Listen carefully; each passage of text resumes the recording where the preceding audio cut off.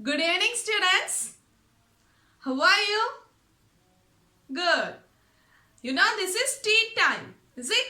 And I think all you like biscuits, is it? This is a biscuit for you. You know which biscuit is this? Yes, hide and seek. And this is one biscuit, is it? Now I am going to make it two. And this is a part of this one biscuit, is it? This is a part of this whole. And do you remember what is the word which represent a part of whole? A part of whole. Can you say which word represent this sentence?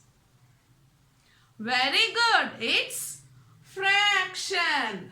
Is it? A fraction is a part of whole. Is it?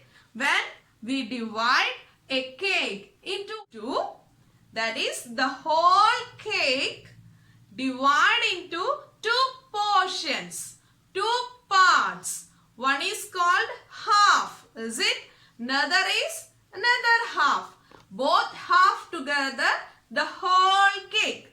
And we already learned the word fraction represent part of whole. Do you remember? Good. That is when we divide a circle into two portions. That is the whole circle divided into two portions. Then one portion represent 1 by 2. Is it? You can read as 1 by 2. That is one part from the whole two parts. Is it? So from these two parts we take 1. And one called as numerator. And here it is called as denominator, is it? And we know fractions are of different kinds, is it? Then proper fraction in the sense numerator is less than denominator, is it? When numerator is greater than denominator, then it is called improper. Got it? You already know what is proper, what is improper. And sometimes we can see that 1 and half, 2 and half, 2 and 1 by 4. These fractions are called mixed fraction. That is a number with a fraction. Is it? A number with a fraction. So these are the three kinds of fractions. And also we studied how to convert a given mixed fraction into improper fraction. Just have a look. 3 and half. It's a mixed fraction. How can we convert this mixed form into an improper form? Did you remember? Yes. Multiply 3 into 2. Then add 1 divided by the same denominator. Got it? 3 into 2, 6. 6 plus 1 by 2. And the answer is 7 by 2. Got it? We can simply, yes, convert the mixed form into an improper form. Multiply the number to the denominator. 3 into 2. Then add 1 to the product. Divided by the same denominator. Got it? And we know how can we make equivalent fractions. That is a fraction equal to the given fraction. How is it possible? Yes, multiplying numerator and denominator with the same number. That is 1 by 2 into 2. We get, yes, 2 by 4. 2 by 4 is an equivalent fraction of 1 by 2. So we can make number of equivalent fractions for a given fraction. We can also make an equivalent fraction by multiplying with 3. That is 3 by 6. This is also an equivalent fraction of 1 by 2. From a given fraction, we can also simplify into a lowest form. That is 3 by 6. We know it's an equivalent fraction of 1 by 2. And from here, we can reduce 3 by 6 to 1 by 2 by dividing the numerator and denominator with the same number. Is it?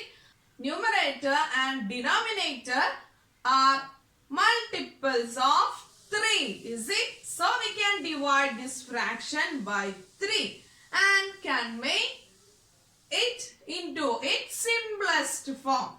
That is 3 divided by 3. We get 1. 6 divided by 3. 2.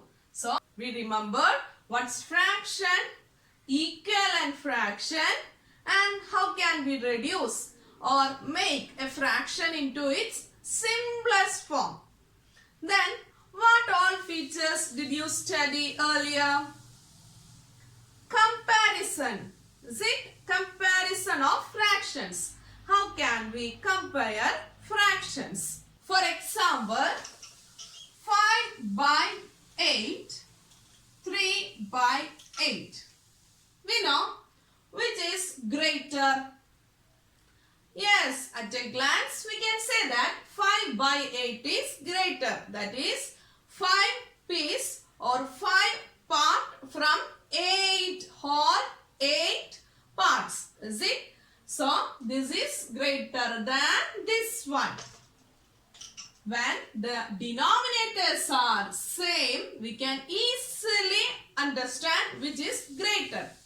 Then what about this one? Here denominators are different. How can we say which is greater? We can understand the greater fraction by two methods. That is, one, make the denominators same. That is, multiply both fractions to make the denominators same. So that multiply the first fraction with second denominator. Second fraction with first denominator. Got it? Then we get 25 by 40. Here 32 by 40. Now can we say? Yes, it's here. This is greater than this. You see? So simply make the denominator same. For that we should multiply first fraction with second denominator. Second fraction with first denominator. Got it? The second method. This is first method. Now second one. Second one is simply cross multiply numerator. First numerator with second. That is we get 5 into 5, 25. Then second numerator and first denominator. That is simply cross multiply the numerator and denominators. And here it's 32. Okay. We know 32 is greater than 25. That is second one. 32 is greater than 25. That is second fraction. 4 by 5 greater than 5 by 8. This is also we learned in our earlier classes. Is it? So today we discussed about our previous knowledge. Fraction, different kinds of fractions, some features. Is it? Study thoroughly this portion so that in the next class we can add and subtract fractions. So we will see in the next class. Thank you.